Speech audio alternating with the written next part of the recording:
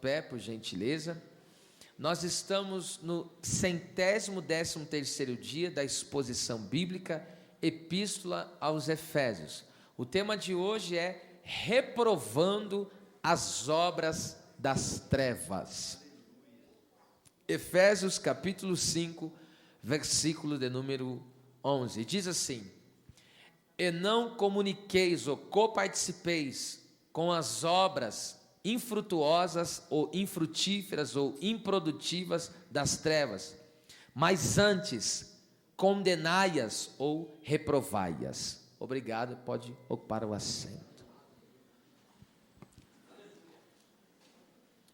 Como filhos da luz, vivemos para agradar a Deus por meio de Jesus Cristo. E não somente não temos comunhão com as trevas, como também repreendemos as suas obras inúteis. O apóstolo Paulo, ele diz aqui na primeira expressão do versículo: não coparticipeis ou comuniqueis, como essa nossa tradução aqui, com as obras infrutuosas das trevas. A palavra comuniqueis, ou conforme já disse, coparticipeis, é a palavra synkoinoneo, que significa participar com alguém em alguma coisa, estar em parceria com outros, ter comunhão com.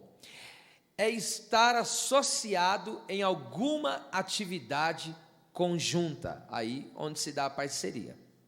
A luz e as trevas são incompatíveis. É como água e óleo, não se misturam. E não tem como coabitar juntos.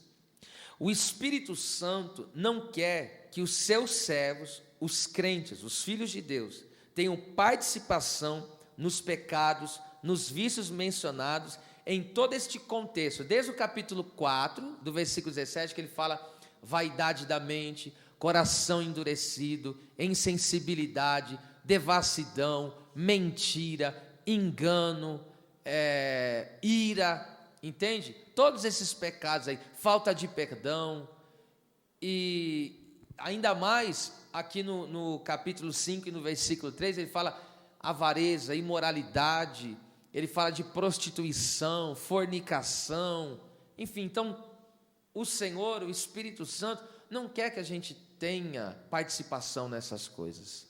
O Espírito Santo rejeita isso na nossa vida, da vida do povo de Deus. Então há uma chamada profética de Deus para o seu povo. E aonde está essa chamada profética? É claro, em toda a Bíblia, mas eu vou usar o texto de Apocalipse 18:4.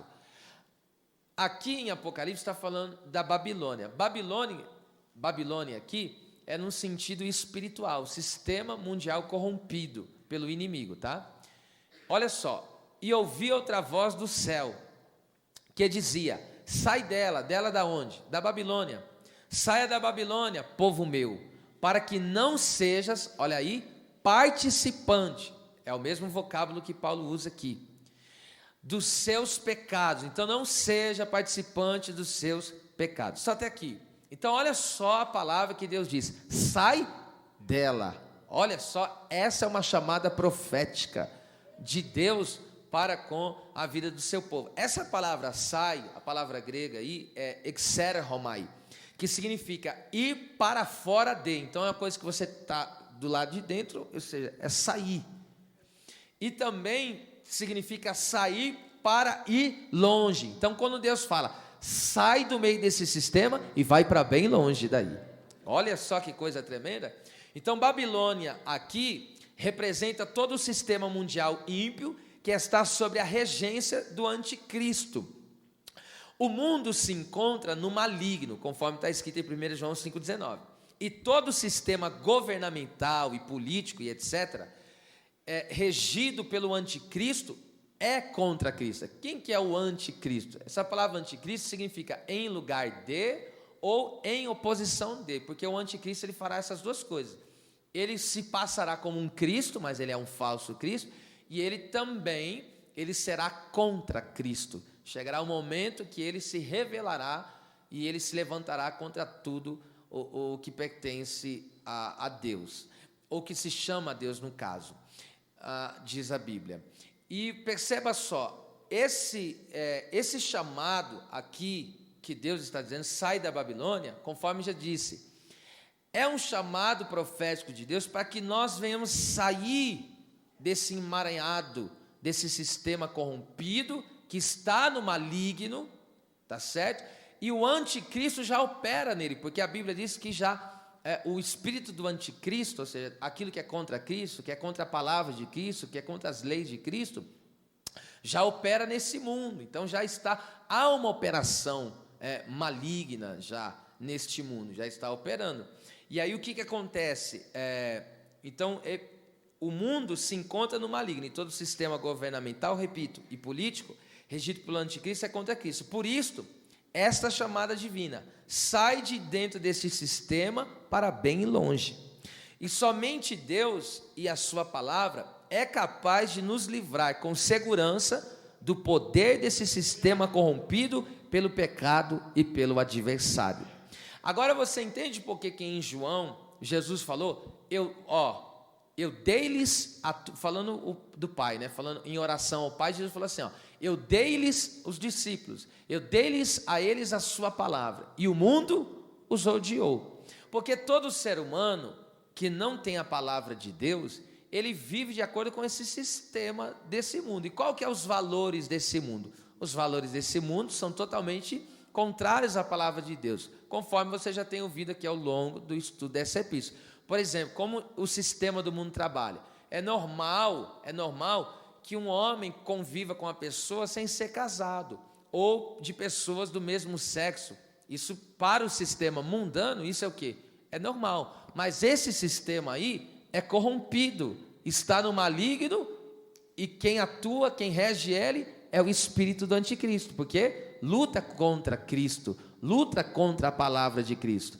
E agora nós estávamos nesse sistema. Por exemplo, no mundo, nesse sistema, é normal as pessoas enganarem umas outras. Para eles isso é coisa normal. Entende? Por quê? Porque é um sistema que está no maligno e é corrompido. Não é normal que os homens do governo mintam. Eles mintam, sobem no poder mentindo, e lá em cima do poder continua mentindo do mesmo jeito. Fala que vai fazer e propositalmente não faz, engana as pessoas. Por quê? Porque para eles isso é normal. E você vê que para eles mentir, enganar, você parece que é coisa normal, é coisa normal. E eu fico espantado, às vezes, quando eu vejo crente que vive esse sistema, que mentir para ele é uma coisa normal. Então, aqui, veja só, Deus está dizendo, sair para bem longe. Então, sai do meio. Então, Deus nos tirou desse sistema. E aí é por isso que Jesus falou, eu dei-lhes a tua palavra, e eles agora não são mais desse mundo, porque agora eles estão no mundo, mas não são mais dominados por esse sistema. Agora eles vivem de acordo com a tua palavra. Glória a Deus. Então esse é o grande ódio do mundo contra os cristãos, é porque nós não participamos do sistema deles. Aí você poderia aplicar aqui inúmeras passagens, mas acho que das mais perfeitas que tem é a de Daniel. Daniel, quando ele vai lá na Babilônia, literalmente falando, quando ele chega lá, eles tinham um modo de comer, eles tinham um modo de se vestir, entende? Só que quando Daniel chegou lá, ele falou, pera lá, eu não bebo o que vocês bebem, eu não me visto do jeito que vocês se vestem. Mas por quê? Porque eu não pertenço a esse sistema mundano, eu pertenço ao povo da palavra, eu faço parte do povo de Deus, tá certo? Então por isso que nós, o povo de Deus, não podemos coparticipar dessas obras aí, porque verdadeiramente há um chamado de Deus, profético de Deus, de nós sairmos desse meio, tá bom? Então nunca se esqueça, estamos nesse mundo, mas jamais pertencemos a ele. E ainda no versículo aí, a parte A do versículo 11, então não vos comuniqueis ou coparticipeis com as obras. Obras aqui é ergon, que significa trabalho, a atuação, aquilo com que alguém está ocupado. As obras das trevas, ou seja, as ações e as ocupações daqueles que não andam de acordo com Cristo e a sua palavra, são, primeiro, são obras mortas. Isso está escrito em Hebreus 6:1. Eu não vou pedir para ficar abrindo, porque senão vai ficar muito versículo, eu só vou citando, tá? Digo de ficar abrindo e lendo, e a questão aqui que eu quero pegar só essa parte específica. Então, vamos lá. As obras das trevas são, primeiro, são obras mortas. Mortas significa o quê? São obras, ocupações que não têm devoção a Deus, de pessoas que são destituídas de vida espiritual.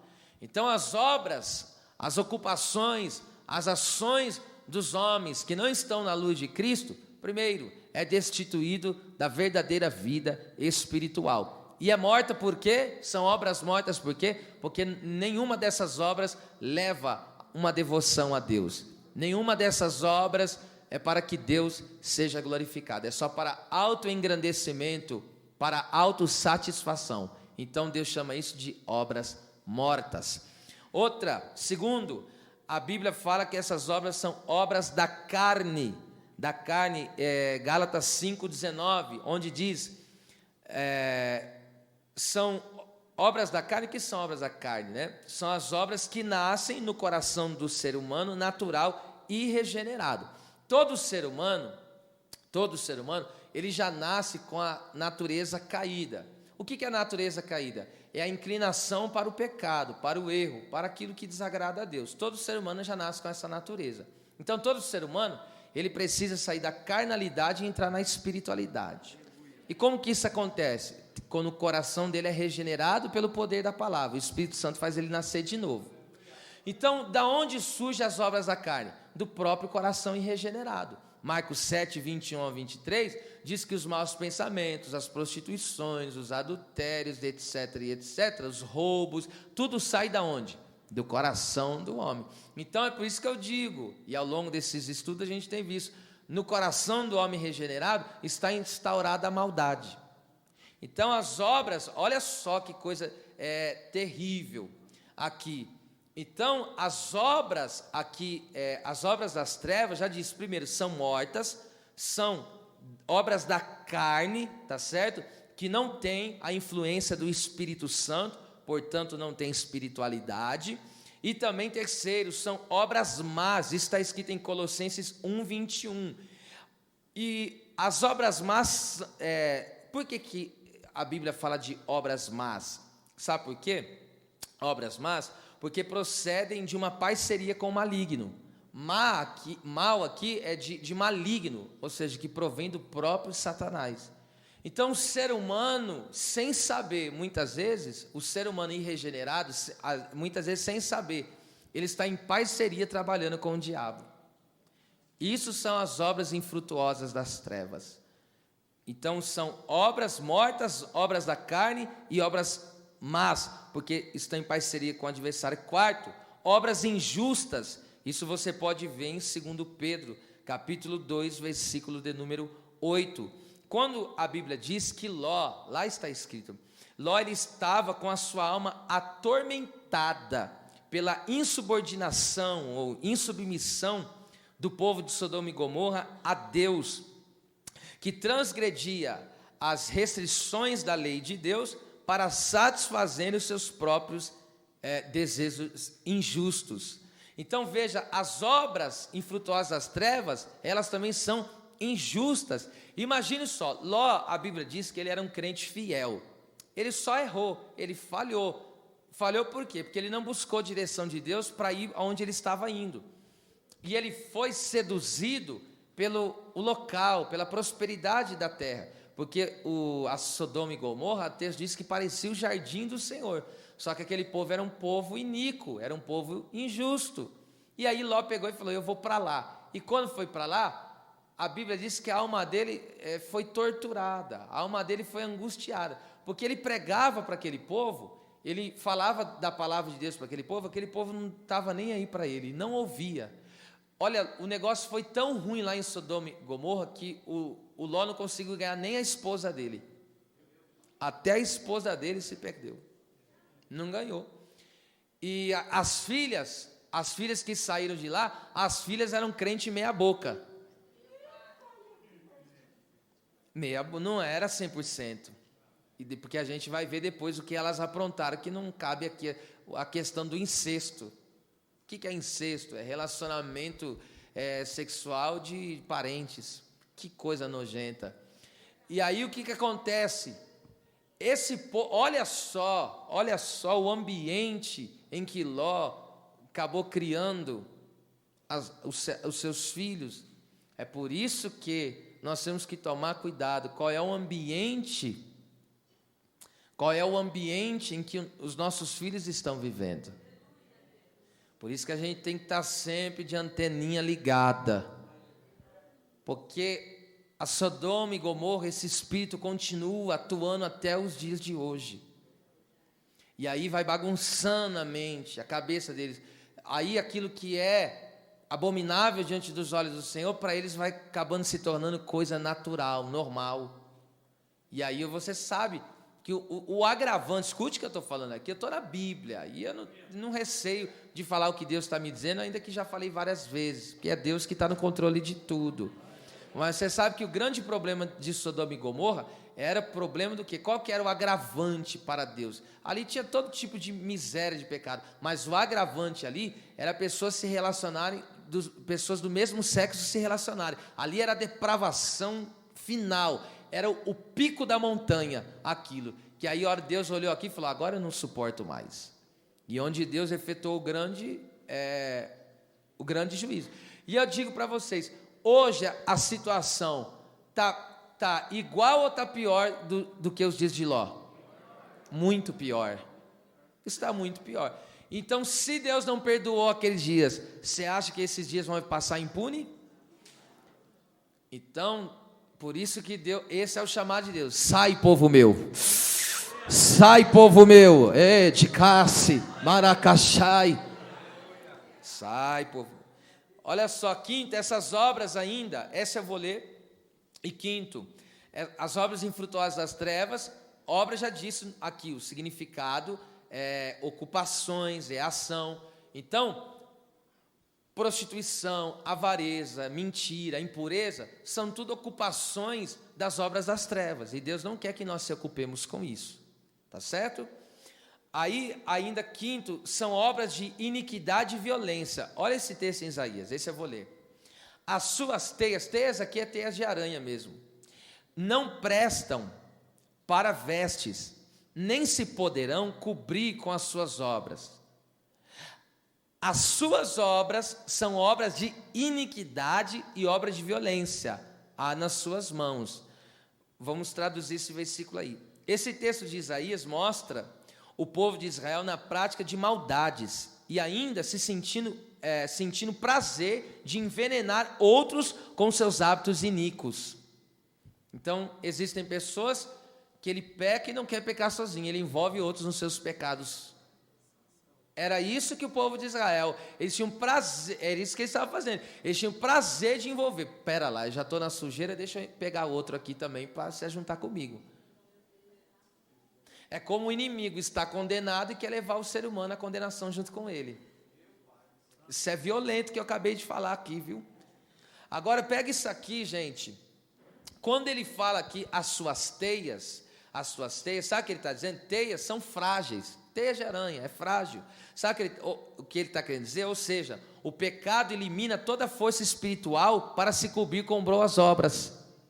Então o pecado elimina, arranca as forças espirituais, para que a pessoa venha se vestir com boas obras diante da presença de Deus. Mas a minha ocupação, a sua ocupação, não é com obras mortas, não é com obras carnais, não é com obras más, malignas, não é com obras injustas, nem com obras de iniquidade e violência. As obras que nós praticamos são as boas obras do Senhor, são as obras que exaltam o nome do Criador, são as boas obras que glorificam a Deus. Quando você cuida da tua família, você está fazendo uma boa obra para o Senhor. Quando você busca as almas perdidas, você está fazendo uma boa obra para o Senhor. Quando você estende a mão para ajudar o necessitado, você está fazendo uma boa obra para Deus. Quando você se ocupa em interceder pelas almas, pelas vidas, você está fazendo uma boa obra. Esta é a nossa ocupação. Nós se ocupamos com Deus, nós se ocupamos com sua palavra, nós se ocupamos com aquilo que é louvor a Deus, que é honra a Deus, que é glória a Deus. Glória a Jesus. Deus seja louvado. Então voltando aí versículo 11.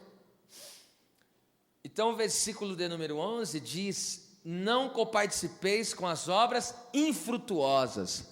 A palavra infrutuosas aí, gente, é akarpos, que significa sem fruto, estéril, sem produzir o que deve produzir, infrutífero, sem valor. É relativo a ser inútil, no sentido de ser improdutivo. As obras das trevas têm esta característica, qual? Sem valor, inútil, do ponto de vista de Deus, não presta para nada. Então existem pessoas que se vangloriam porque vivem em pecado, e aparentemente o pecado é gostoso, na hora. Alguém dizer que o pecado não é prazeroso, está enganando, é prazeroso para a carne.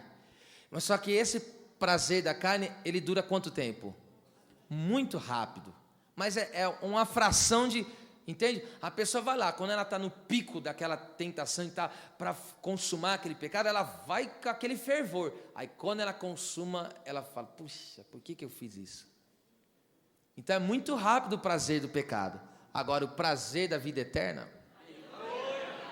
o prazer da comunhão com Deus, aleluia, o prazer de viver uma vida com Deus, essa não tem fim, né? Essa é maravilhosa. Mas vamos lá. O fruto depende, escuta isso aqui, o fruto depende da nossa relação com a palavra, que é a semente de Deus. E por que o fruto depende da nossa relação, do nosso relacionamento com a palavra? É só você ler em Mateus 13.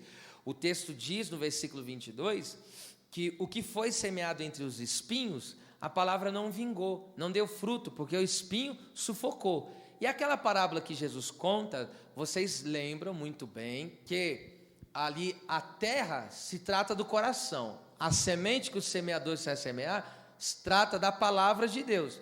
Então veja só, o fruto depende da minha relação com a palavra. Então por que existem pessoas que não dão fruto? Porque o seu relacionamento com a palavra está sendo inútil. Porque o seu relacionamento com a palavra está sendo um relacionamento superficial, fraco. Agora todas as pessoas que se relacionam profundamente com a palavra têm uma vida frutífera na presença de Deus. Agora pega isso aqui e não esqueça mais. Ou a palavra limpa o coração, ou o coração espinhento sufoca a palavra. Eu vou repetir. Ou a palavra limpa o coração, ou o coração espinhento vai sufocar a palavra. Quantas pessoas que estão aqui, muitas vezes, estão aqui, às vezes, muito tempo, muitos anos, e vão recebendo a palavra, mas o coração dela está cheio de espinho. E aí o que acontece? Como ele não abre o coração para a palavra limpar aquele coração, tirar aquele espinho do coração, que são os pecados. Aí o que acontece? Ele deixa o pecado prevalecer, porque ele não quer mudança. E aí, aquele espinho que está no coração dele, pega e sufoca a palavra de Deus. Aí a palavra de Deus não tem reação na vida daquela pessoa. Já pensou? Quantas pessoas às vezes chegam aqui e no momento do culto até animam, falam: não, agora vai, e agora vai acontecer. Por quê? Porque a palavra faz isso, a palavra encoraja, a palavra anima, a palavra renova, a palavra dá esperança. Mas se nós não colocarmos em prática prontamente a palavra do jeito que nós estamos ouvindo, automaticamente aquela palavra que foi semeada no nosso coração vai ser sufocada, porque o nosso coração está espinhento. É que nem eu disse para os jovens quando voltaram do retiro. Eu falei, o grande desafio não é estar lá no retiro e receber, porque lá você está dia e noite só culto, a carne só apanha, e aí o espírito ganha força. Mas o desafio está quando sai de lá. Então aí a pessoa entende, então tem pessoas que, ela pode, porque tem pessoas que falam assim, tem esperança, vou mandar meu filho para o congresso, vou mandar ele para o retiro. Se Deus não mudar o coração dele, pode ir em qualquer lugar que for.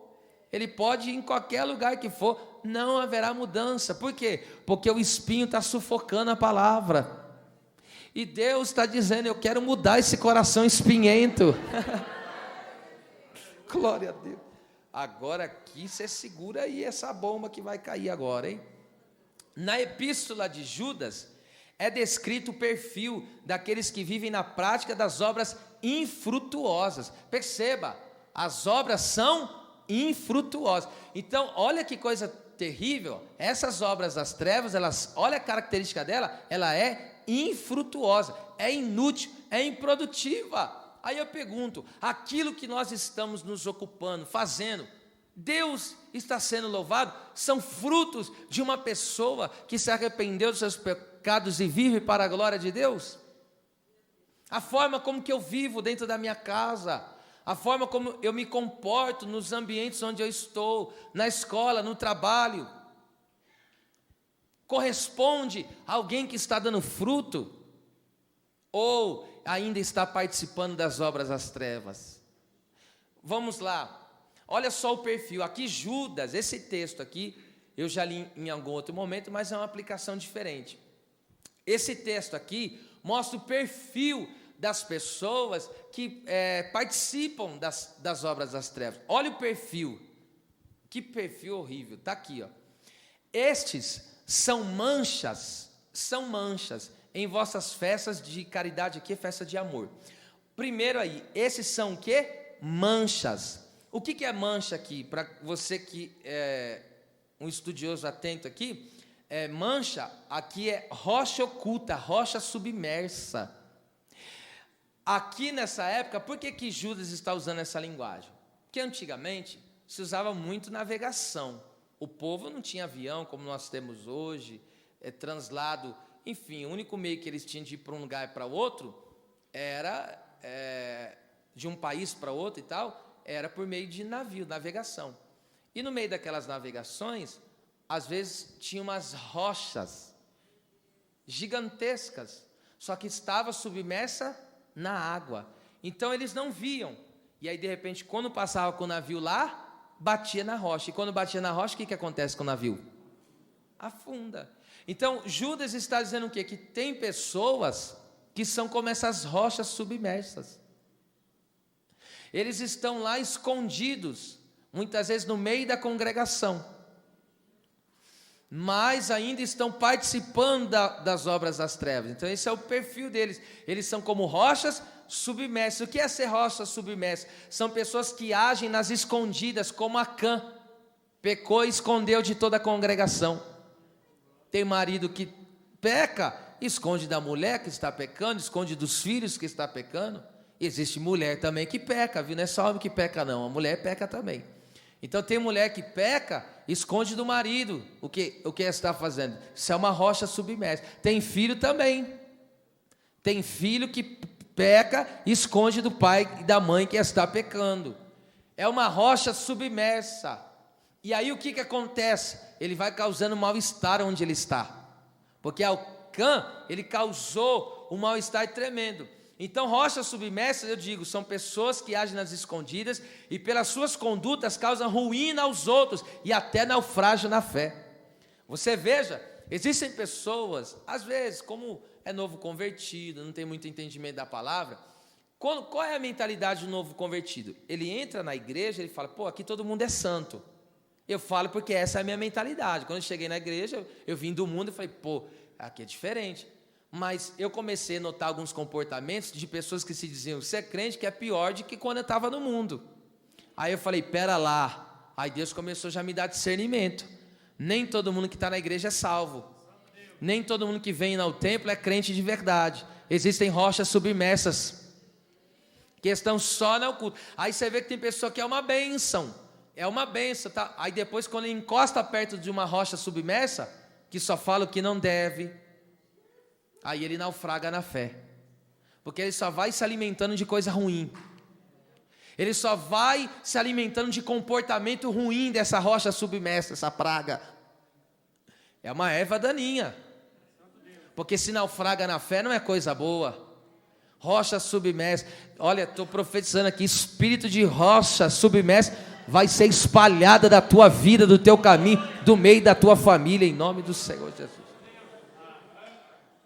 Existem pessoas que parecem, olha assim, você fala, isso aqui é uma bênção, mas é uma rocha submersa, está ali, aí você vê, só devagarzinho, aí ele encosta, essas pessoas são lobos vorazes, que encostam só perto de pessoas que não têm discernimento espiritual, que ainda não tem uma clareza das escrituras, aí acaba caindo nesse conto ligeiro, perspicaz. Mas esta igreja, a igreja de Jesus, ela tem um discernimento do Espírito Santo. Eu estou aqui nessa noite como profeta da palavra, denunciando a rocha oculta aqui nesta noite, em nome do Senhor. Se existe alguém, aleluia, que está vivendo sendo co-participante das obras infrutuosas das trevas, e está escondido aqui no nosso meio, e aí o seu comportamento, a sua conduta, lá do lado de fora, nas escondidas, é de pessoa que prejudica, que arruína o testemunho de Jesus, que arruína o testemunho da igreja do Senhor. Deus está nesta noite repreendendo em nome de Jesus Cristo. Vamos lá, a segunda característica dessas pessoas, manchas ou rochas ocultas em vossas festas de amor. Escute, eis aqui o perigo de se trocar os cultos por festa. Está vendo só? Olha o perigo, tem gente que está trocando festa, ele prefere a festa do que estar no culto. Pastor, é errado, tem a festa do meu filho de aniversário fazer e reunir a família? Claro que não, bobinho. Não estou falando disso, tá? Mas agora existem pessoas que vivem trocando. Qualquer festa, ele troca naturalmente. Ele pega, mais uma festa. Me convidaram de novo. Pera lá, só te convido em dia de culto? Eu já disse, vocês já sabem muito bem, se alguém me quiser na festa de alguém aqui, vai ter que ser dia que não tem culto. Ninguém pode contar com a minha presença no dia que tem culto, não pode. Porque como que eu vou desvalorizar o culto por causa de uma festa? Não posso, jamais. Agora você fica em silêncio, né? Aí você vai para não comprometer, pastor. Entendi. Então, é perigoso as pessoas habitualmente que trocam o prazer de estar no culto, louvando a Deus, por festas. Meu Deus do céu, que aonde nós vamos parar desse jeito? Agora, por que há perigo nisso? Porque o culto é lugar de edificação e espiritualidade. Opa, vou repetir, o culto é lugar de edificação e espiritualidade. E em determinadas situações, as festas e os entretenimentos podem ser um prato cheio para a perversão do coração. Porque às vezes a pessoa está lá na festa e deixa se envolver naquele mistério ali, está naquele entretenimento, daqui a pouco já começa a pender. Você ficou sabendo? Essa história é problema.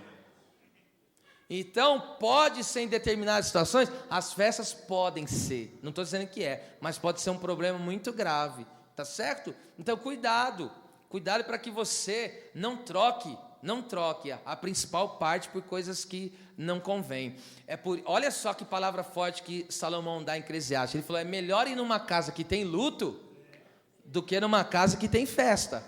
Porque no lugar que tem festa, a Bíblia diz que ninguém traz consideração nenhuma no coração, só fica pensando nas coisas da vida. Agora, quando há luto, a pessoa começa a pensar, o que eu estou fazendo da minha vida? Poderia ser eu que estava ali naquele caixão. Então, cuidado para aquilo que está sendo suas prioridades. Cuidado, não abra mão do culto. Coloque na sua vida culto como prioridade para honrar e glorificar a Deus e servir a Deus. Cuidado, tá? Olha o que é mais a característica desse povo. Eles também apacentando-se a si mesmos sem temor. Já pensou num negócio desse? Segura aí, hein? O que é apacentar a si mesmo? Eles não têm pastor, eles são pastor de si próprio. E o problema é que eles apacentam a si mesmos sem temor. Irmão, para que você quer pastor? Se você não dá satisfação, se você falta o dia que você quer, para que você quer pastor? Tem gente que virou pastor de si mesmo e não sabe, mas eu estou aqui para denunciar o pecado. Irmão, a partir do momento que eu chegar, escute só, eu chegar aqui, eu não devo satisfação mais para ninguém, eu não tenho que falar para ninguém aonde eu vou, o que eu tenho que fazer. Eu não preciso mais de pastor, porque eu estou me pastoreando. Se eu falar, não, eu acho que é melhor assim. É por isso que quando as pessoas vêm se aconselhar comigo, tem pessoa que fala assim, ó, pastor, eu vou em tal lugar. Eu falo, vai, porque ela não falou, o que o senhor acha disso? Ela já falou, eu vou. Eu falo, você vai? Tem pessoa que eu nem respondo, eu estou indo em tal lugar. Vai, eu não mando na sua vida, você faz dela o que você quer. Agora tem pessoa que é assim, pastor, eu estou indo viajar, o senhor pode orar por mim e me abençoar? Puxa, a vida mudou tudo. Mudou ou não mudou tudo?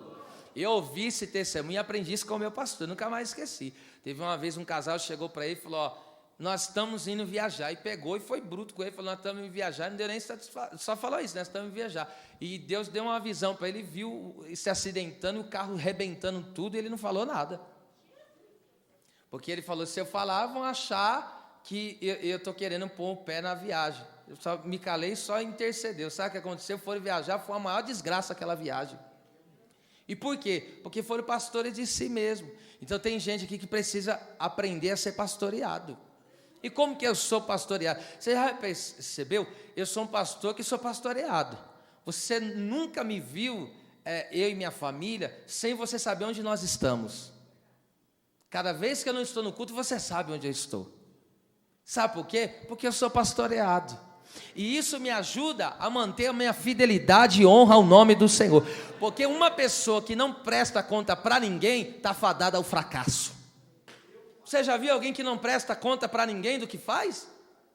Essa pessoa que vive por si só, está fadada ao fracasso. E agora o problema é que essas pessoas aí, ó, que comunicam com as obras das trevas, são pastores de si mesmo, e detalhe, não tem temor. Apacenta a si mesmo e não tem temor. Já pensou num negócio desse? Está tenso aqui, eu estou sentindo, hein? Escute, o temor é o freio de Deus para que não ultrapassemos o limite dado pelo Senhor. Vou repetir, o temor é o freio de Deus para que não ultrapassemos o limite dado pelo Senhor. Pastorear-se a si mesmo sem temor é viver em grande perigo. Para que serve o temor de Deus? Irmão, você já viu aquelas placas avisando, ó, não vai por tal lugar, porque ali tem uma ribanceira. Então aquela placa trouxe o quê? Temor, pera lá, um aviso que causa o quê? O temor. Então eu não vou fazer, ou seja, imprudência. Então a pessoa que apacenta a si mesmo sem temor, ela está em grande perigo. Ela está em grande perigo, e a qualquer momento pode acontecer uma colisão espiritual. Então não seja pastor de si mesmo. A Bíblia diz que Deus levantou pastores para apacentar. Aleluia! E cada vez que você se deixa ser apacentado, você está mais perto da vida eterna do que você possa imaginar. E por que eu digo isso? Porque, volto a repetir isso que eu já falei algumas vezes, nunca vi ninguém que se deixou ser apacentado que vai provar o gosto amargo do inferno, jamais, porque toda ovelha vai ser conduzida ao lugar celestial pelo bom pastor, que é Cristo Jesus, o nosso Senhor, tá certo? Então escute, não permita ser apacentado por si só. A partir do momento que você faz o que você quer, que você vai onde quer, você vem um dia que quer, então você se tornou pastor de si mesmo, e aí você não se deixa ser moldado. E aí quando você ouve uma palavra de apacentamento, isso vai mal ao seu coração, porque você fala, mas está se intrometendo na minha vida. Sabe por que você se sente isso? Porque você já não é mais submisso, o seu coração está revoltado. Outro perfil daqueles que participam das obras das trevas são nuvens. Vocês estão aqui ainda, gente?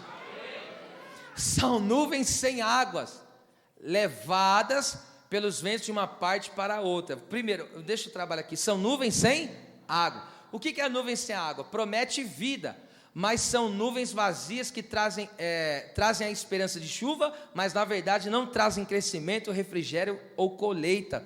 oferecem só seca e morte. Veja só, o que é uma nuvem sem água? Essa linguagem é própria da época. Quando o fazendeiro via aquela nuvem, ele fala: vixe, essa nuvem está carregada de chuva, vai vir uma colheita tremenda, vai vir uma prosperidade tremenda, vai vir um refrigério tremendo, que vai sobrar água à vontade. E aí, a hora que ele olha a nuvem, cadê a água daquela nuvem?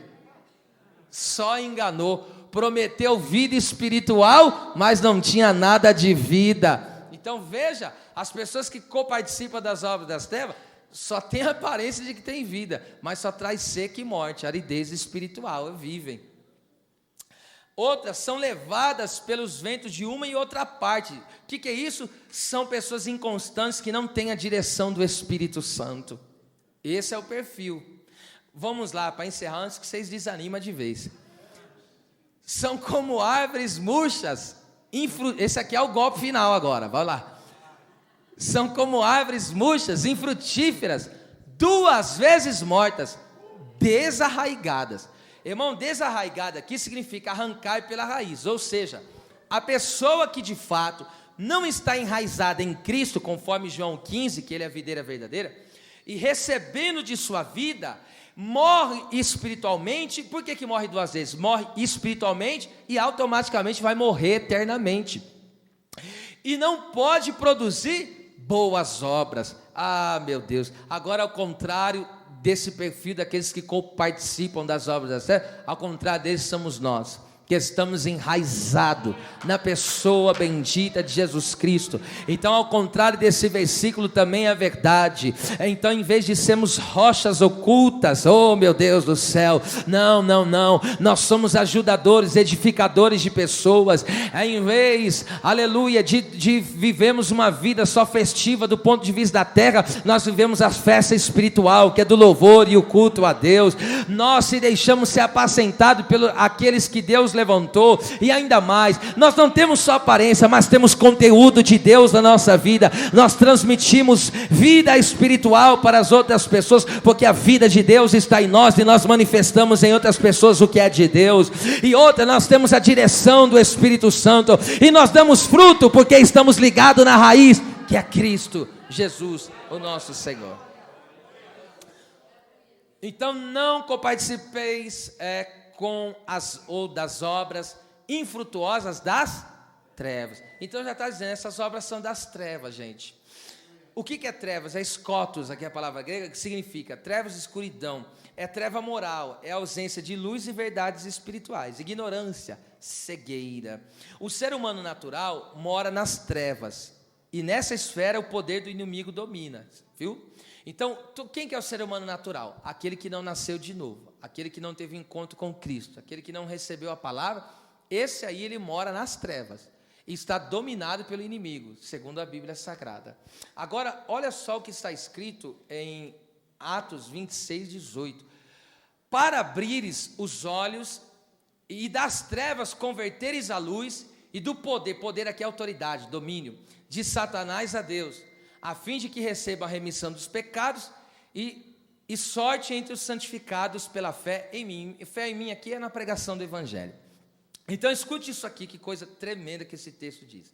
Esse texto nos mostra como sair do domínio do inimigo e das práticas das obras infrutíferas e inúteis das trevas. Como sair desse domínio do inimigo e parar de praticar essas obras das trevas? Primeiro, abrindo os olhos, tendo os olhos aberto. E como se tem os olhos abertos, pastor? Os nossos olhos são abertos pela revelação do Espírito Santo. Toda pessoa só tem iluminação nos olhos espirituais para entender a vontade de Deus, para entender o que Deus tem na vida dele, só através da revelação do Espírito Santo. É por isso que você não pode cansar de ouvir aquele versículo que diz: se você ouvir hoje a voz do Espírito Santo, não endureça o seu coração, porque o Espírito Santo está falando, o Espírito Santo está revelando, o Espírito Santo está mostrando, o Espírito Santo está direcionando. direcionando. Eu vou ficar no Espírito até você reagir. O Espírito Santo está falando, está direcionando, está guiando, está mostrando. Então não endureça o teu coração para a voz do Espírito de Deus. Foi por isso que Jesus falou para Pedro: bem-aventurado é você, porque não foi carne nem sangue quem te revelou, mas isso é obra do meu Pai. Eu só terei uma revelação clara da vontade de Deus para a minha vida se o Espírito me revelar. Porque você pode estar no culto, sentir o teu coração queimar. Você pode sentir aí um arrepio, falar: estou sentindo algo bom aqui. Você pode sentir, mesmo assim, sem ter uma revelação clara de Deus, da salvação de Deus. É por isso que é possível uma pessoa não crente alcançar uma porta aberta, vindo na igreja, e alguém vai e fala com ela, e Deus trabalha na vida dela. É possível mesmo ela não sendo salva. Por quê? Porque não se rendeu à revelação do Espírito Santo, e ela está se enganando, porque Deus está falando e ela não quer receber a revelação do Espírito. E qual é a revelação do Espírito? Esta é a revelação do Espírito Santo. As Escrituras, a revelação do Espírito Santo está na exposição da sua palavra. E quando a palavra de Deus vai pregando, Deus vai tirando toda a catarata espiritual, Deus vai tirando toda a escama espiritual dos nossos olhos. E aí quando cai a escama espiritual, aí você fala: agora eu estou vendo, agora eu estou enxergando de verdade. Glória a Deus. Segundo, vamos lá. Segundo, como sair do domínio do inimigo? Primeiro, tendo os olhos abertos pela revelação do Espírito. Segundo, glória a Deus, se converteres. O texto diz: é converteres à luz. Se converter à luz, Deus é luz, né? Então é se converter a Deus. A palavra converter, que é epistrefo, significa retornar ao amor e obediência para o louvor do verdadeiro Deus. Vou repetir: Deus quer que nós voltemos, que o seu povo esteja no seu amor e obediência para louvor da glória do seu nome. Nos voltemos para Deus, nos voltemos para Deus. E eu uso o texto de Lamentações que diz: converte-nos a ti, Senhor, e nos converteremos. Renova os nossos dias como dantes na sua presença. Glória a Deus. O povo de Deus não deve participar, ser cúmplice das obras infrutuosas das trevas, porque em Romanos 13:12 está escrito isso aqui, ó: porque a noite é passada e o dia é chegado. Primeiro essa parte aí, ó: a noite é passada e o dia é chegado. O que significa? A noite aqui representa o domínio do inimigo, a escravidão do pecado e o medo da morte acabou. Vou repetir: a noite é passada. Por que a noite virou passada? Porque o domínio do inimigo, a escravidão do pecado e o medo da morte acabou. E agora Cristo está reinando sobre nós. Cristo reina sobre nós e nós esperamos a sua gloriosa vinda. Quantos ainda esperam a gloriosa vinda? Aleluia. Diga com a mão direita levantada bem forte: diga: Deus continua reinando sobre a minha vida. Paracachai, elabacante-nebria. Reina em meu coração, reina em minha mente, reina em meu corpo, reina em minha alma, reina em meu espírito, reina em meu casamento, reina em meus filhos, reina em minha casa, reina em meu trabalho, reina na minha história, reina. Aleluia. Aleluia. Toque no vizinho e diga: o reino de Deus está sobre ti. Aleluia. Glória a Deus. Glória a Deus. Camácia. Darabachande comanai. A noite é passada. A noite já passou. O domínio do Satanás acabou. A escravidão do pecado acabou. O medo da morte, do inferno acabou. Porque é o reino de Deus.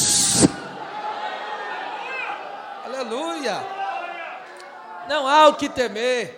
Deus está arrancando medo de pessoas aqui. Aleluia. Não há o que temer. A noite já passou. O dia é chegado. Glória a Deus. Então o que nós fazemos, Romanos ainda, capítulo 13, versículo 12. Então o que nós fazemos, já que a noite passou e o dia chegou? Rejeitemos as obras das trevas. Rejeita, o que é rejeitar? Aqui rejeitar significa tirar do caminho, jogar para bem longe.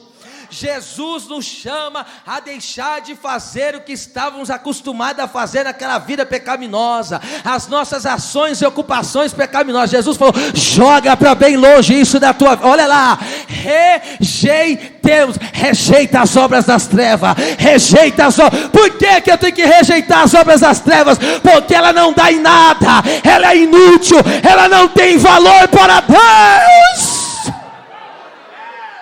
Alaxéria, aleluia. Oh meu Deus, isso é profundo.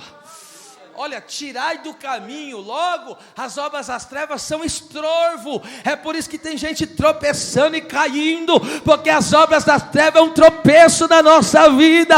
Mas o texto está dizendo: o dia já chegou na tua vida. Sabe o que você faz com essa pedra de tropeço? Mete a bica nela, chuta ela para bem longe de você. Sai daqui pecado sujo, sai daqui pensamento pecaminoso, sai daqui impureza, sai daqui prostituição. Você não domina mais.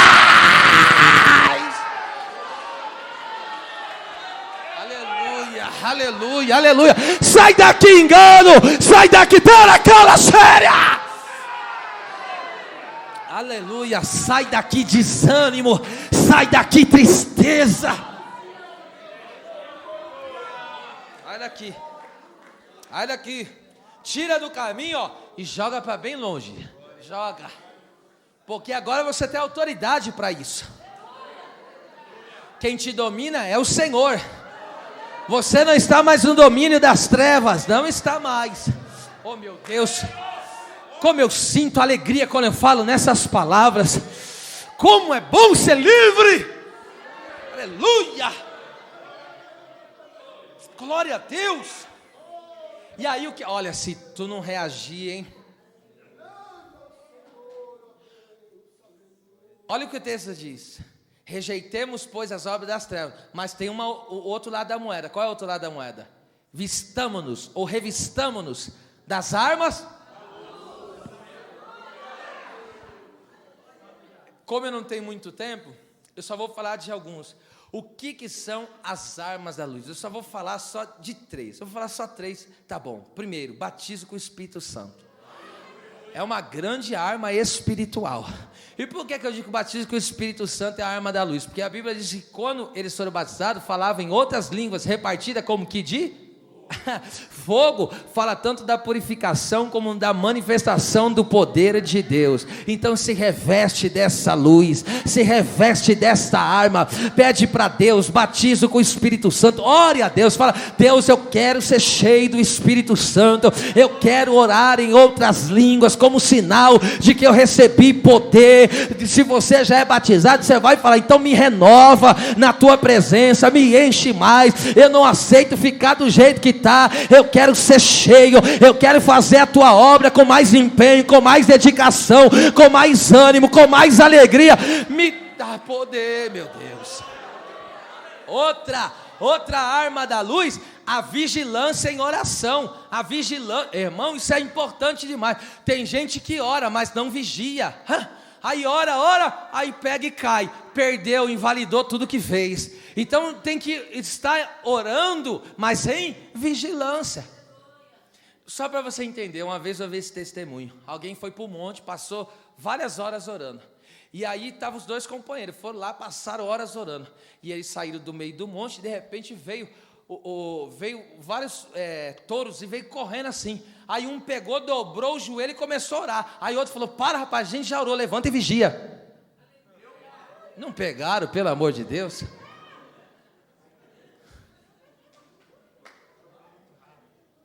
Falei rápido, né, pastor? Vou falar mais de leve.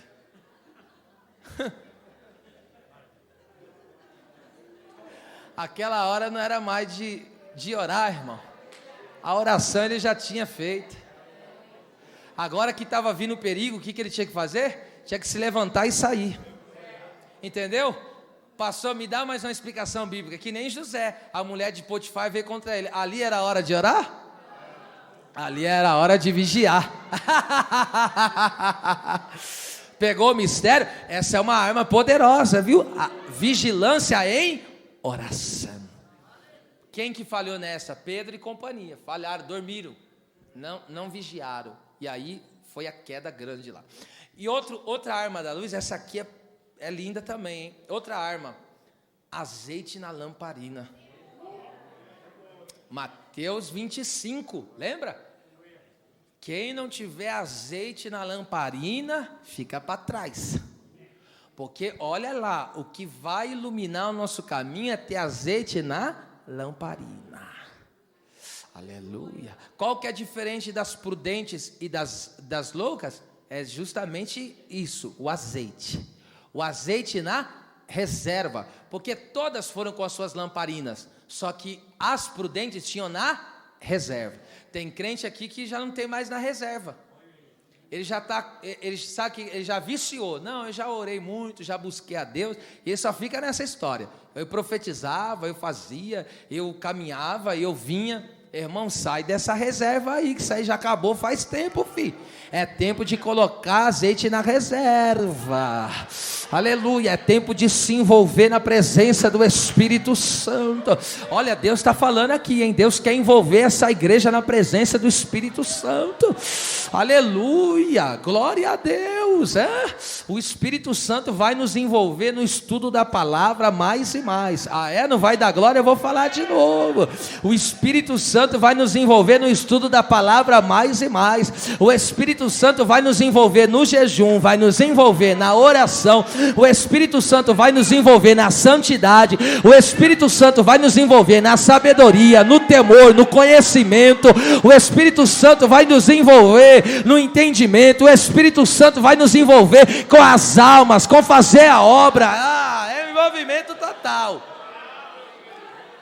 Vamos lá. Então isso aí é as armas. Vamos se revestir das armas da luz, tá? A noite passou, meu filho. Rejeita essas obras de treva aí. Sai fora desse negócio. Tem muito mais Deus para fazer. Sai desse vício, desse pecado aí. Sai dele logo. Sai dele logo. Você está atrasando o que Deus tem na tua vida. Deus quer fazer, mas está falando, tira esse negócio do caminho que eu quero realizar aí, viu? Vamos lá. E encerrando, a parte B do versículo. E encerrando. Então não coparticipeis, não comuniqueis com as obras infrutuosas das trevas. Mas antes, olha aqui, condenai-as ou reprovai-as. A palavra condenai-a, essa palavra é elenho, que significa repreender, reprovar, condenar no sentido de mostrar que a pessoa é culpada. É trazer à luz, expor, convencer. Ela tem uma gama variada de significados. Significa provar que alguém está no erro e dessa forma envergonhá-lo. E que envergonhá-lo de que jeito? No sentido de levar ele para o arrependimento. Não é envergonhar no sentido de fazer uma chacota ou fazer algo público na vida da pessoa, pegar e expor a vida pecaminosa dela. Não tem nada a ver com isso, tá? Essa vergonha aqui é levar a pessoa ao arrependimento. Ela se envergonhar do pecado que está vivendo. E isso você faz como? Chamando pessoalmente, ou como hoje aqui nessa noite na pregação da palavra. A palavra já envergonhou muita gente hoje aqui. Você não fala nada, não sei porquê, mas a palavra, ela nos envergonha. Quantas vezes eu vi na pregação, já fui envergonhado, porque a pregação denunciou que eu estava pecando, que eu estava fazendo errado, e aí o que aconteceu? Fiquei envergonhado, mas essa vergonha levou para o arrependimento. Ora essa. Então isso é bom, tá certo? É bom o quê? O arrependimento, só isso que é bom. Então, olha lá, ainda significa deixar claro que alguém fez algo errado, revelar e trazer condenação do pecado. E também aqui, algumas traduções poderiam ser assim, desmascarai. Olha só. Essa palavra, sabe onde ela foi usada? Ela foi usada por Lucas registrando João Batista, quando repreendia Herodes. Porque Herodes estava no adultério. E aí, escute isso aqui, irmão. O João Batista já chegou e já deu de dedo no Herodes. Falou, ele reprovou ele reprovou a obra oculta, a obra das trevas de Herodes, porque Herodes não estava ali adulterando publicamente, mas detalhe, estava saindo com a própria esposa do seu irmão, o cunhado. Que coisa, fica pior ainda, não fica pior a situação?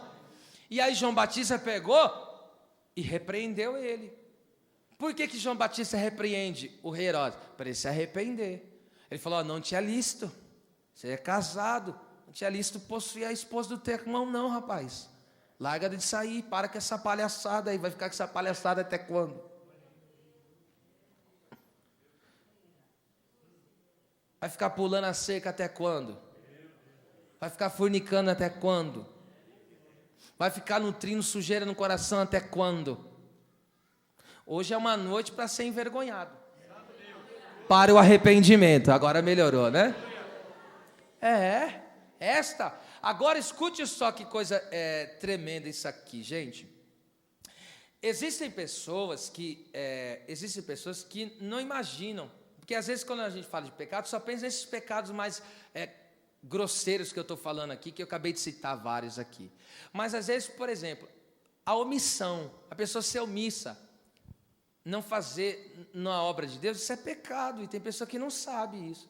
Você não se envolver, não se responsabilizar com a igreja, você pertence a um corpo. Se você não se prontifica e não faz a vontade de Deus, automaticamente você está em omissão, e isso é pecado. Por exemplo, uma pessoa que não ora, está em pecado da omissão. Quem falou isso? Samuel. Ele falou, quanto a mim, longe de mim, que eu peque contra Deus, deixando de orar por vocês. Então ele considerava o deixar de orar um pecado. Agora você vê, porque a gente só foca nisso, né? Só está falando dos pecados grosseiros aí, mas, por exemplo, uma pessoa abandonar a sua congregação, isso é um pecado. Hebreus 10, 25. Você ser displicente na forma como você congrega, eu preciso te alertar. Se você é displicente na forma de congregar, você está em pecado. Tá? Aí você fala, mas não é aquele pecado tão grosseiro, mas pecado é pecado. De alguma maneira está danificando, de alguma maneira está atrapalhando. Agora já pensou todo mundo se entregar de todo o coração? O que vai acontecer? Essa cidade vai ser pequena para o que Deus vai fazer. Porque se 120 conseguiu mexer com uma Jerusalém todinha, foi só 120, mas por que 120 conseguiu mexer com toda uma Jerusalém? E os povos que estavam lá, por quê? Porque todos eram unânimes, um só propósito. Agora cada um quer cuidar da sua própria vida, cada um quer caminhar do jeito que acha bem, aí não vai revolucionar nem o bairro que a gente está. Então, tem que ser reprovado, a gente tem que ser, nisso aí, temos que reprovar. Porque nós somos luz no Senhor, e nossa forma de viver, a nossa caminhada tem que trazer inspiração para o nosso irmão. A forma como eu caminho tem que empolgar o meu irmão. Eu não posso ser um desânimo na minha vida do meu irmão, porque tem pessoa que caminha de um jeito aqui que desanima outros. Você está reprovado hoje aqui no poder da palavra. A forma como a pessoa caminha, vai fazer uma coisa, não está dentro, vai fazer outra, não está dentro, é para ajudar, não faz nada. Não coopera em nada, não ajuda em nada, e acha que só de estar aqui presente é muita coisa, acha que está abafando, é mais do que a tua obrigação, tem que vir mesmo, Jesus te salvou, morreu na cruz por você, tem que estar aqui todo dia mesmo, tem que estar perseverando mesmo, e ainda com o coração grato a Deus. Aleluia, olha aí, aleluia, glória a Deus. Repreender, escute, repreender as obras das trevas é mandamento de Deus. Isso é um mandamento de Deus que deve ser colocado em prática. Escute, a minha caminhada, a sua caminhada, ela tem que causar inspiração. Pastor, me dá só uma provinha bíblica dessa aí, só uma. Vou te dar uma só, meu benzinho. Olha só, Jesus nos chamou do que? De sal da terra. O sal provoca o que quando você come dele? Sede. Então a forma como eu caminho tem que provocar sede de Deus em outro. Aí, pegou, agora pegou a palavra. Eu vou repetir: Deus me chamou, Deus te chamou para ser sal. Você foi chamado para provocar sede em outras pessoas. Viva uma vida tão intensa, viva uma vida tão fervorosa, que alguém olha para você e fala: eu vou me dedicar como ele, eu vou me dedicar como ela, eu vou orar como ele, eu vou orar como ela, eu vou adorar a Deus como ele, eu vou adorar a Terra séria. Tem gente que é uma inspiração tremenda. Tem uma ovelha que eu pastoreei, o Beto conhece. Eu digo pastoreei porque já está na glória. O pastor Antônio, nunca mais vou esquecer daquele homem. Aquele homem, o testemunho de vida dele, era um homem de poucas palavras. Até quando dava oportunidade para ele pregar, pregava pouco. Era um homem de poucas palavras. Aquele homem, sabe do que ele trabalhava? Puxava carrinho, catando reciclagem. Eu nunca vi aquele homem reclamar de ninguém, de nada. Eu nunca vi, o senhor lembra muito bem do Antônio, da Maria Costa? Eu nunca vi aquele homem reclamar de seu ninguém. E ele fala: vocês oram por mim, que eu oro por vocês. Ele diz essa palavra. Aí aquele homem, ele tinha, na época, acho que ele tinha 80 anos já. Quando ele tinha, eu tinha na época 22 anos, já faz um tempinho, né, irmão, isso?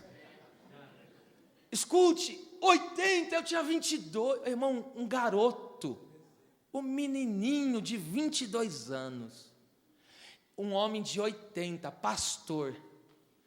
Quando ele tinha que faltar, ele dizia: pastor, o senhor permite eu estar em tal lugar? Pastor, não estarei indo. Eu ficava constrangido de ele me avisar, por causa que eu me sentia indigno pela posição dele e pela idade. Eu falava: meu Deus do céu, me deixa tão constrangido. Olha, é uma ovelha que eu vou carregar para o meu coração o resto da minha vida. Que testemunho de homem, que testemunho fidedigno de um crente verdadeiro. Passava naquele sol quente, eu olhava ele e falava: meu Deus, e chegava à noite sempre com alegria. Ah, meu Deus do céu, que inspiração. Veja como aquele homem me inspirou. Eu estou falando dele aqui, o testemunho. Ele não falava, mas ele vivia. Ele não era, aleluia, minha esposa lembra dele, até chora, porque é muito emocionante. Ele não era aquele pregador que movia as massas, não, era aquele pastor que pegava aquela palavra simples, mas você via Deus na vida dele, no testemunho dele, era uma ovelha de verdade. Aleluia, viva uma vida que inspire fé em outras pessoas, viva uma vida intensa diante de Deus, provoque sede em alguém, provoque mudança em alguém, testemunha Cristo. Vou encerrar. Agora Tito 1, capítulo 1, versículo 12 e 13. Aleluia. Levante as suas mãos, eu conheço essas línguas. Levante as suas duas mãos, eu vou te dar 30 segundos para você desfrutar dessa presença de Deus e do entendimento da sua palavra. O Espírito Santo está causando uma mudança profunda no nosso interior. Você vai viver uma vida, eu vou viver uma vida tão intensa diante de Cristo, que alguém vai olhar para nós e vai dizer: eu quero ser como Ele é no Senhor, eu quero caminhar como Ele caminha em Deus. Manaia, Candalabachanda, Comanaia, aleluia, glória a Deus, glória a Deus. Ah, tem gente que nos inspira. Sabe por que vocês veem que muitas vezes a gente é animado assim? Eu nunca vi meu pastor subir no púlpito e contar derrota. Eu nunca vi meu pastor subir no púlpito e contar as mazelas da vida. Eu sempre vi o meu pastor subindo no púlpito, pregando a palavra, dizendo que Jesus é bom. É por isso que eu sou assim. Eu tive alguém que me inspirou a ter fibra, a ter garra, a lutar, a batalhar para a glória de Deus.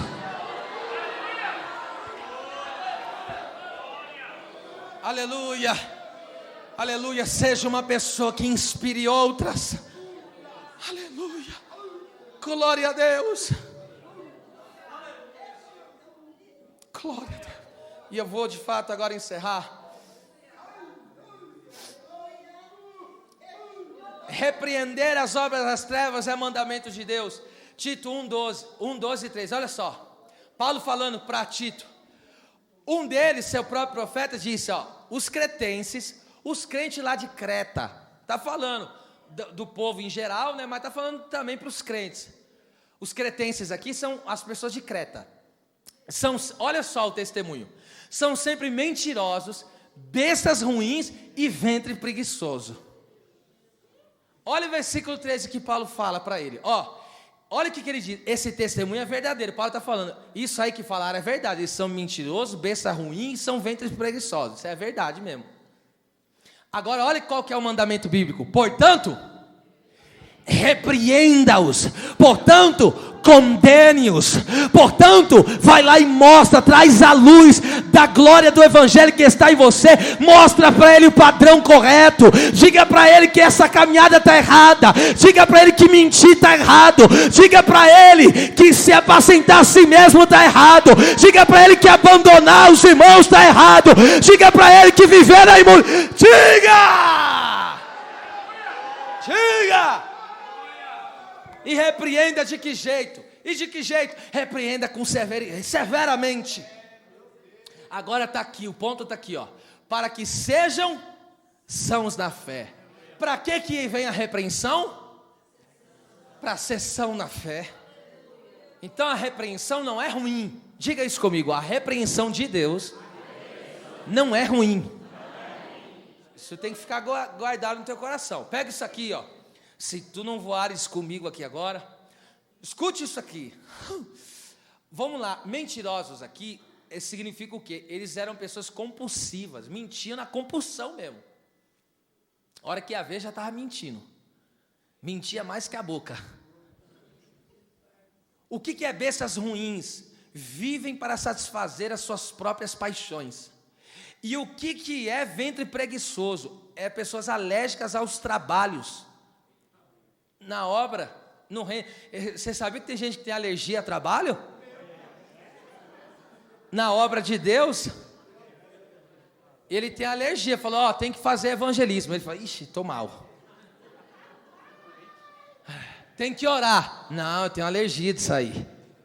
Vocês dão risada, né? Mas não é brincadeira isso, não. E Paulo falou, esse testemunho aí é verdadeiro, hein? Agora, pega isso aqui. Mas diante desse testemunho verdadeiro, o que tem que fazer? Repreenda. Traz a luz. Mostre que está errado isso aí. Tem que repreender. Tá certo? Agora, é por isso que o trabalho pastoral é tremendo. Às vezes alguns já têm até o pastor, o líder como chato, porque ele vive repreendendo. Mas vai fazer o quê? Vou deixar a pessoa no erro? Fala, mas vive me chamando a atenção porque não vem no culto. Fazer o quê? O que você quer que eu faça?